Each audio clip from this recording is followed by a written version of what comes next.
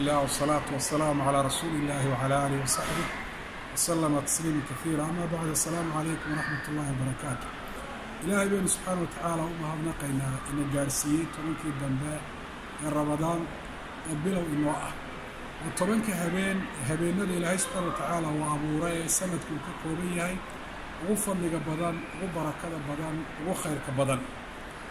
oo tobanka habeen uu ku jiro habeenka la yiraahdo Laylatul Qadriga. Ilaahay subxaanahu wa tacaala quraanka uu ku sheegay in camalka la sameeyo uu ka fadli badan yahay camalka la sameeyo kun bilood. habeenka Ilaahay subxaanahu wa tacaala uu sheegay malaa'igtu inay soo degto khayr iyo wanaag bay malaa'igtu la soo degaan. habeenka Ilaahay subxaanahu wa tacaala uu sheegay inuu yahay habeen nabadgelyo, adduunyada lagu nabadgelaayo, camalka wanaagsan la sameeyo, aakhiro lagu nabadgelayo, lagaga nabadgelayo Ilaahay subxaanahu wa tacaala caradiisa iyo ciqaabka rabbi ilaahay naga badbaadiyay. ayuha almuslimuuna cibaadallah, nabigeeni maxamed calayhi salaatu wasalaam bisha Ramadaan wuxuu u dadaali jiray si ka badan siduu u dadaali jiray bilaha kale ee sanadka. tobanka Ramadaan marka ay soo galaan, sida ay sheegtay Caaisha radiyallahu anha, rasuulku calayhi salaatu wasalaam dadaalka waa kordhin jiray oo dadaalkiisu waa ka badnaa dadaalka habeenada kale ee ka mida bisha Ramadaan. كان النبي عليه الصلاة والسلام إذا دخل العشر أحيا الليل وأيقظ أهله وشد المئزر. نبي عليه الصلاة والسلام طبعا كان مركز سوق قلان هبينك عبادة يكون ولين شري صلاة دعاء ذكري قرآن لا آخريه. نبي محمد وحو توسين شري غير كيس يقويس كيس وتوسين شري عبادة iyo sahayda aakhiro ilaahay subxaanahu wa tacaala uu geliyay habeenadan qiimaha badan. nabigu calayhi salaatu wasalaam guntiga ayuu dhiisha iskaga dhigi jiray, dadaal fara badanna waa muujin jiray. ayuha alcabdulmuslim, tobankan habeen qofka ay u soo galeen ee ka faa'iidaystay dhab ahaan waa qof liibaanay oo guulaystay adduun iyo aakhiraba.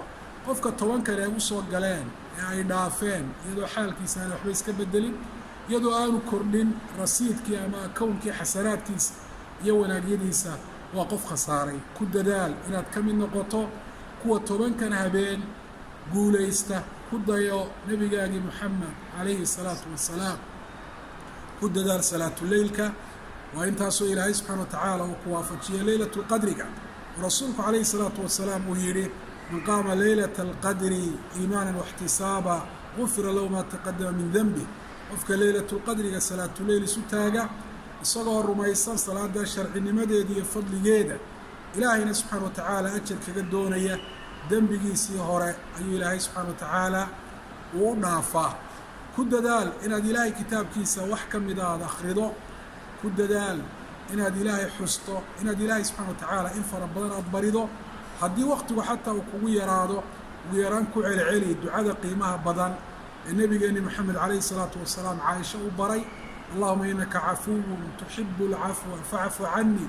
ilaahayow adiga ayaa mid dhaafis badan, dhaafitaankana waad jeceshahay. ilaahay way cafi, khaladkeyga iyo gefkeygu aad buu badan yahay. sadaqad la bax habeenadan haba yaraatabee, waayo camalka la sameeya sida ilaahay uu sheegay, laylatul qadri khayrun min alfi shahr. waa camal ka khayr badan camalka la sameeyo kun bilood. waa camal aad iyo aad u qiimo badan. 84 sannadood ayaa camalka la sameeyaa habeenka laylatul qadriga uu ka khayr badan yahay 84 sannadood camalkaad samayn lahayd. camalkaad habeenka samayso ayaa ka khayr badan. ilaahay subxaanahu wa tacaala hayna waafajiyo, haynagu daro kuwa ka faa'iidaysta liiskooda, kuwa guulaysta, kuwa ilaahay subxaanahu wa tacaala u dembi dhaafo, kuwa ilaahay subxaanahu wa tacaala uu cafiyo. jazaakum allahu khayra. asalaamu calaykum waraxmat ullaahi wabarakaatu.